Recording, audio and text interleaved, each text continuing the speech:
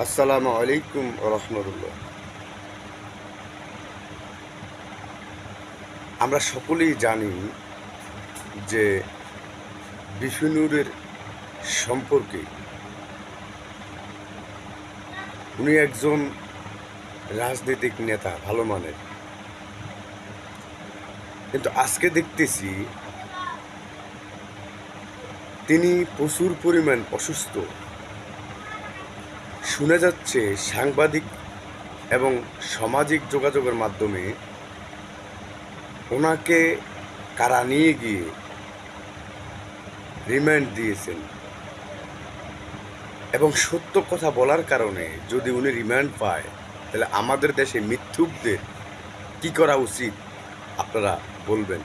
প্রিয় ভাই, চ্যানেলটি সাবস্ক্রাইব করে পাশে থাকবেন যেন আরও ভালো মানের ভিডিও বানাতে পারি। আসসালামু আলাইকুম রহমতুল্লাহ।